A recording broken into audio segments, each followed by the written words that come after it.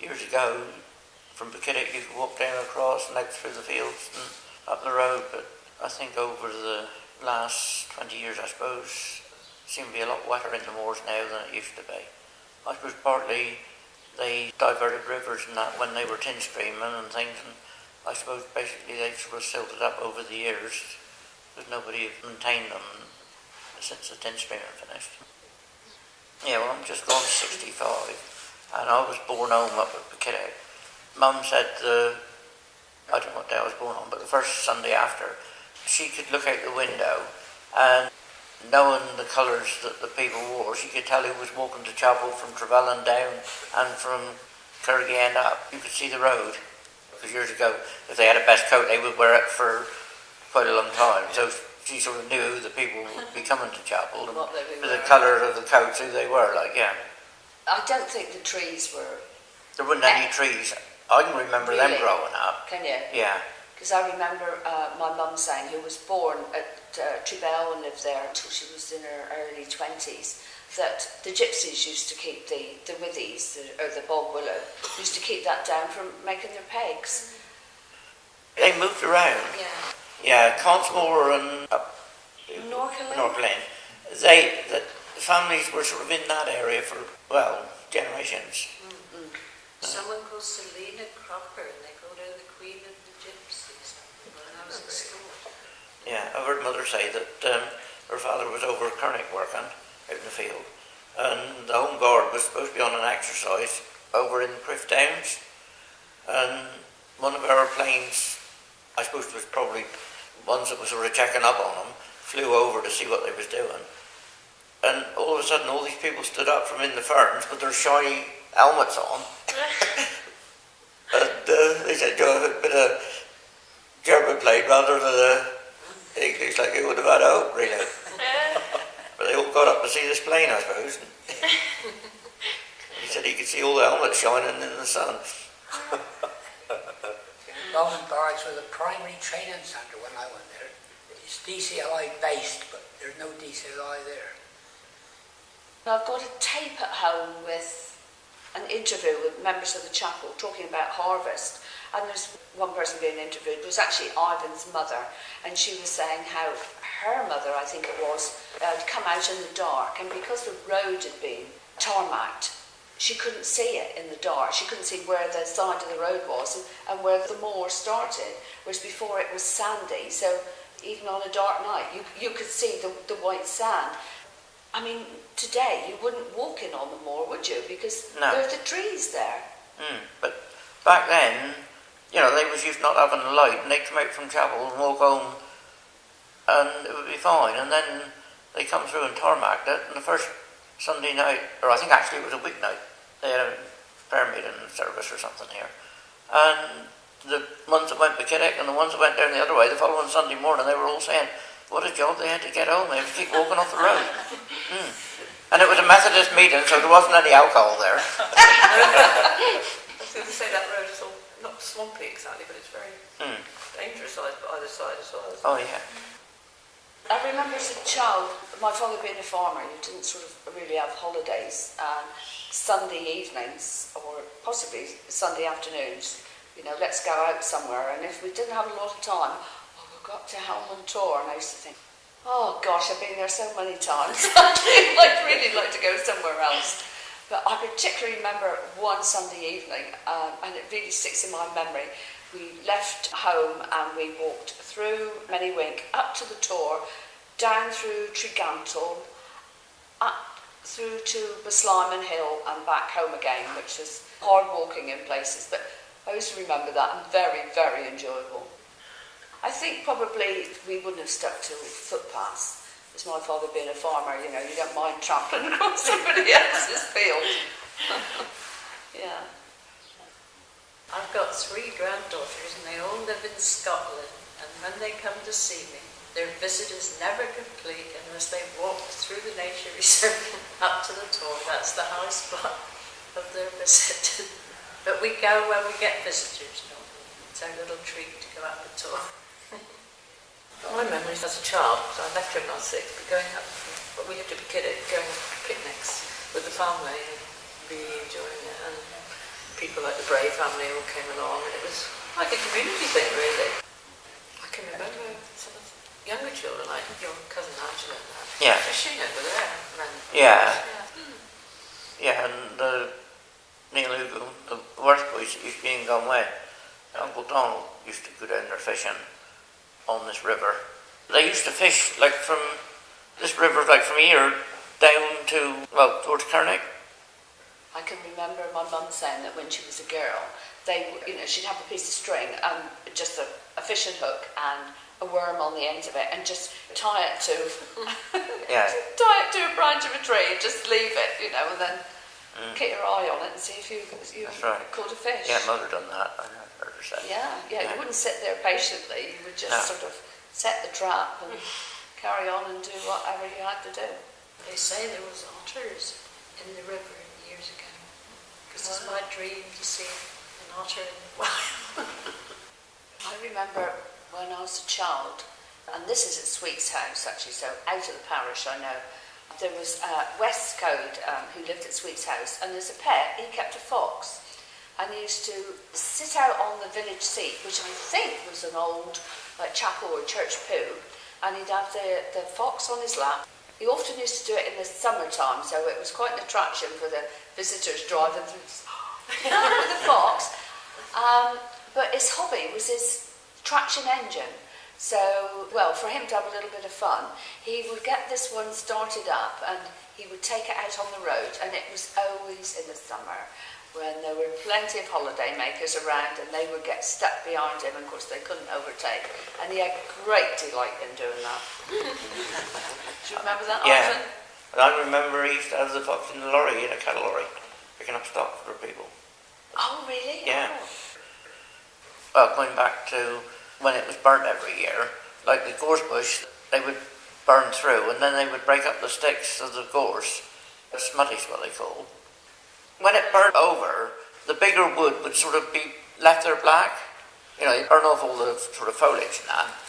And then that would be broke up, and they would light the fire under the kettle and boil it up. Made me up on the Tor.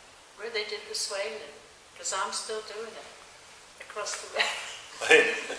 There's a gateway in there, and it was blocked off with a goat willow growing through it.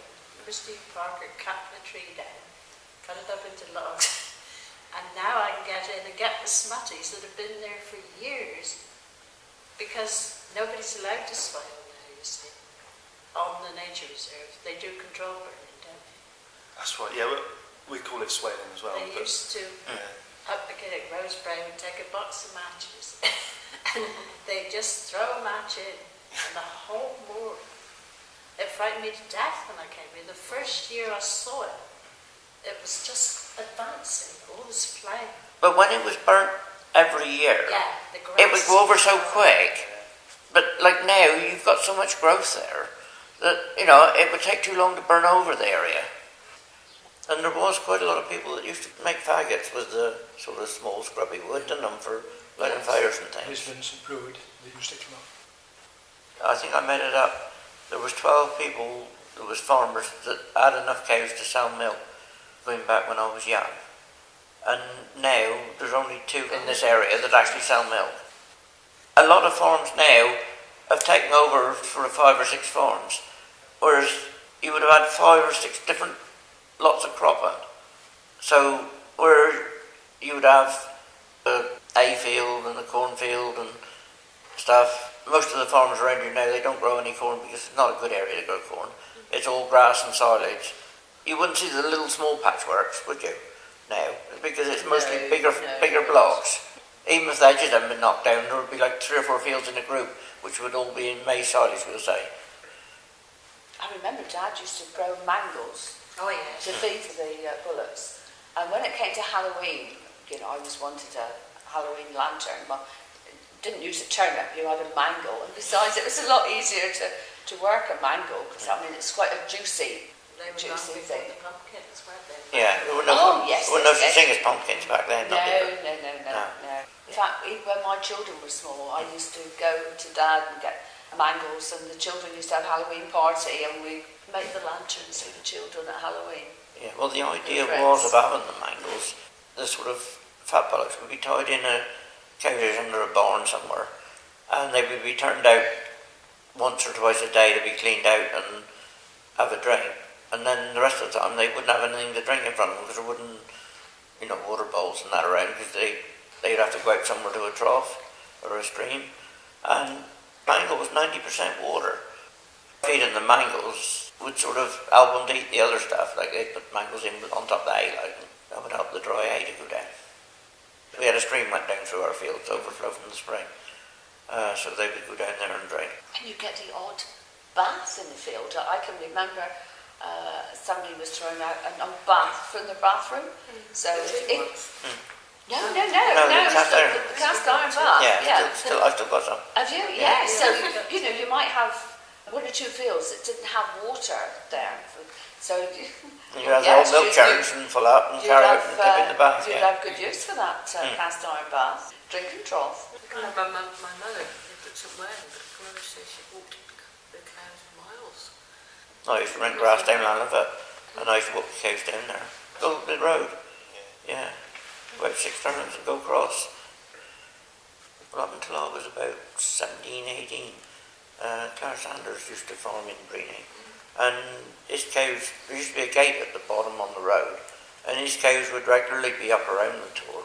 And I suppose then they would keep down a certain amount of the vegetation. He's another character. Yeah, he was.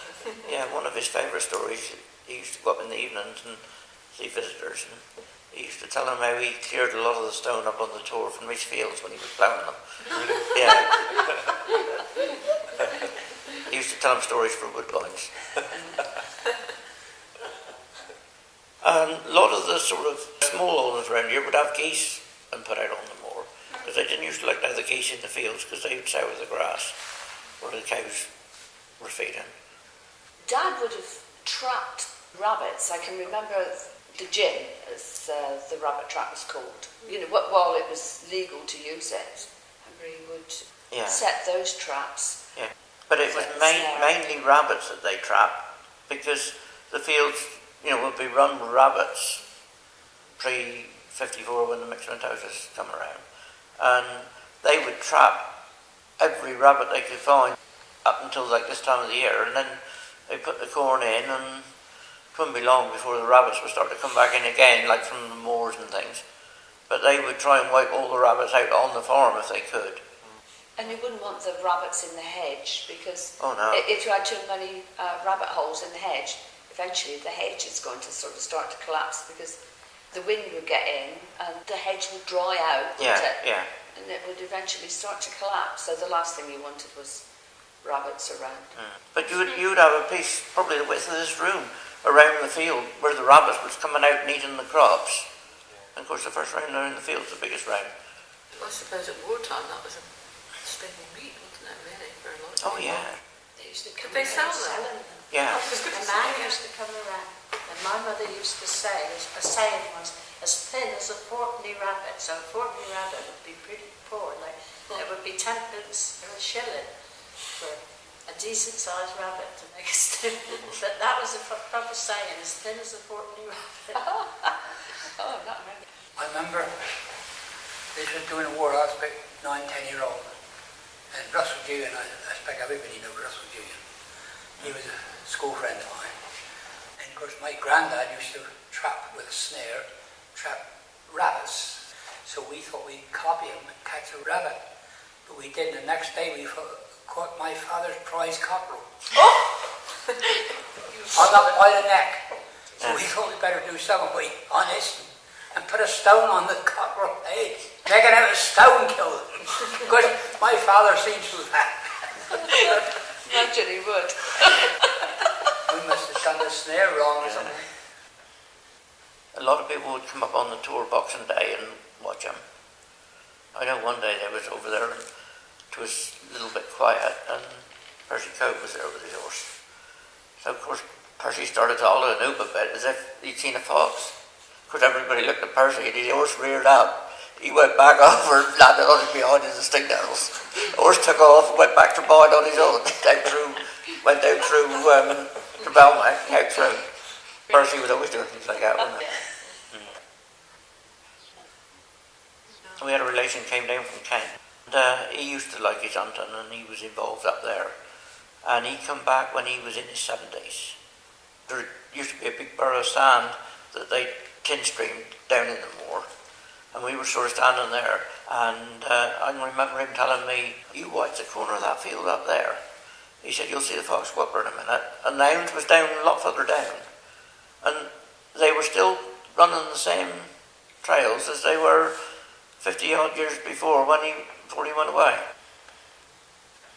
Well, there was a chap called Stickland down of it, and he said he can remember like a band of outmaiden type of thing, and they had whether it was bugle band or something, and like a lot of young people went from here up to the tour, but that was way before my time. Well, I suppose he would have been about 120 if he's still alive now, so, you know, you're probably talking about sort of best part of 100 years ago. When we had our anniversary, we used to go over the end of the cemetery and go up the little lane there up in the field up the back. That would be last Monday in May, and we'd have races and things. And we'd all come in one by one, rubbing our faces and rubbing our eyes with the gnats and the midges, whatever you probably call them midges, we call them gnats, would be biting. The first chapel didn't last long, it was built here. And when this chapel was built, I think they had to have some well-known people that had a bit of money behind them to be on the trustees of the chapel. And there was a solicitor in Bobbin, Mr. Petheridge, amongst others, and they would come out Good Friday afternoon, and the men would go up in the chapel and have a meeting, and the women and children would walk up to the tour, and then, like 4:30 or something, they would meet back down here and have tea.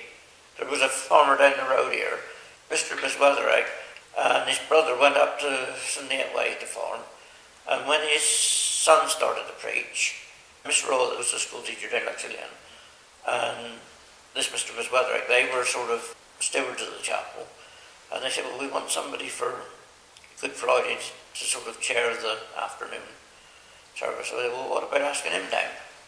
And he came for 72 years, and he only missed 1 year. And he even came once when we cancelled it because of snow, because they'd left home before we got hold of him. And they actually got here, but we actually didn't have the service. And I think he lived to be, was it 100? Yes. Yes, he wanted to come once after he was 100.